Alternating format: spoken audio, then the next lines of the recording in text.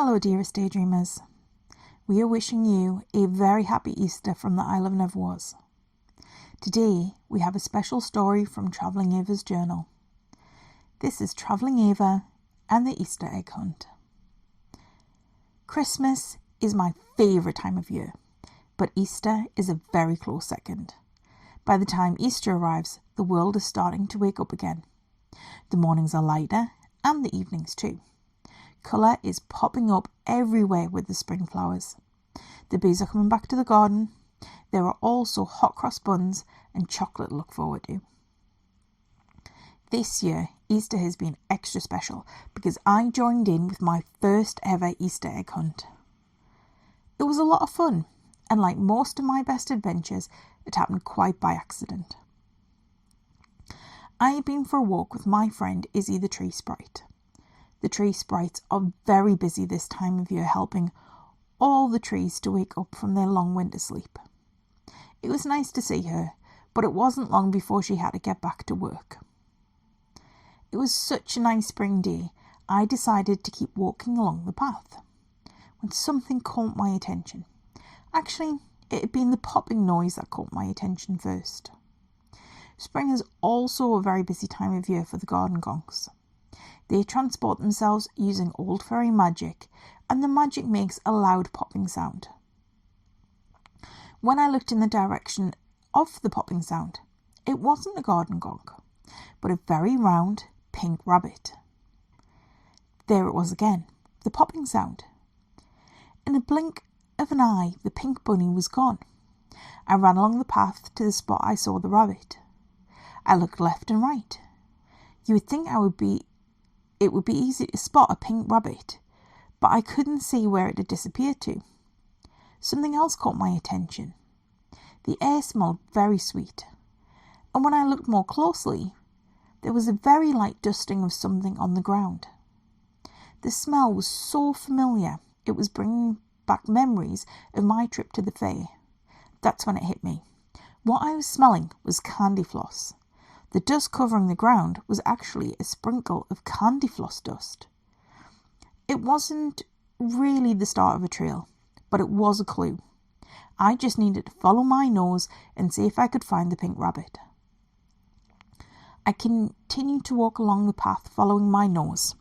My friend Philip, the garden gonk, uses his magic to transport himself anywhere in the world. The rabbit might have left the park. They might have even left the country. That hadn't occurred to me at the time. I was out for a walk anyway. Now this was just a walk with a purpose. The further I walked along the path, the more distant the smell of candy floss became. I stopped to tie my shoelace. That's when I heard it, the popping sound again. I looked left, then right, and that's when I caught a glimpse of pink through the trees. I quickly left the path and made my way through the trees. As I got closer, the smell of candy floss got stronger. There was another pop a few metres away. Again, I glimpsed another flash of pink.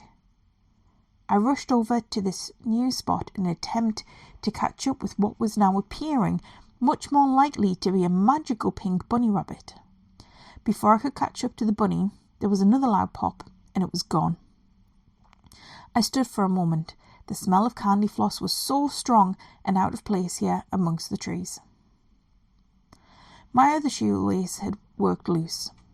I bent down to fasten it, and that's when I noticed it, something shiny. It was an Easter egg, hidden in the grass and leaves. Oh my goodness, had I been chasing after the Easter bunny? I stood very quietly and listened for the popping noise. The smell of candy floss hanging in the air was making me feel hungry. I pulled an emergency biscuit out of my explorer bag. There was another, much louder pop. "Hello?" I called out. A little voice called hello back. "Are you the Easter bunny?" I called out, a little bit louder. It was hard to contain my excitement. There was another pop, and the round pink bunny was now in front of me. A cloud of candy floss dust falling around me. "Do I look like the Easter bunny?" asked the rabbit. I pointed out that I'd never met the Easter bunny, but I did know that the Easter Bunny left eggs for people to find, and it appeared that that was exactly what the Pink Bunny was doing. This magical rabbit is not the Easter Bunny. Just like Santa has the elves to help him get ready for Christmas, the Easter Bunny has magical helpers too. This particular bunny had been tasked with hiding eggs ready for an Easter egg hunt. The eggs I had just discovered weren't just any eggs, but chocolate eggs handmade by the Easter Bunny. The Pink Bunny is called Rosa. She was running behind schedule to get all the eggs hidden in time for the hunt. Just like my friend Philip the Garden Gonk, the Easter Bunny helpers use old fairy magic to get from one place to another.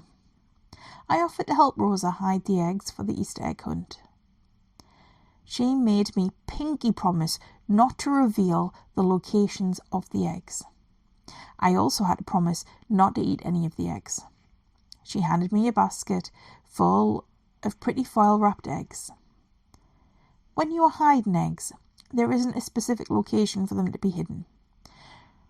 Rosa did give me a top tip: hide the eggs in places that would surprise and delight the finder. Rosa supervised me for the first couple of eggs, but with a pop, she was gone. At first, it was a bit tricky to hide the eggs, but then I thought about what would delight my friends. I spotted a hollow in the trunk of a tree that looked like somewhere Izzy might find an egg. I hid another under a mushroom and another in a gap in a stone wall. Both places my friend Tony the Adventure Bear might explore. I had a lot of fun hiding the eggs. I noticed things I wouldn't have noticed if I wasn't looking for the perfect hiding place. I kept my word to Rosa, and I didn't eat any of the eggs, and I didn't tell my friends where to find them. I did organise an Easter party for my friends. We played lots of games, taking it in turns to compete in the egg and spoon race, which Little Bear is surprisingly good at. We also had an egg decorating competition and decorated Easter bonnets. The best bit about Easter is spending time with friends and family, making special memories. Well, the chocolate was nice too. For my daydreamers, mischief-makers, and restless souls, welcome to the Isle of Neverwas. You are home.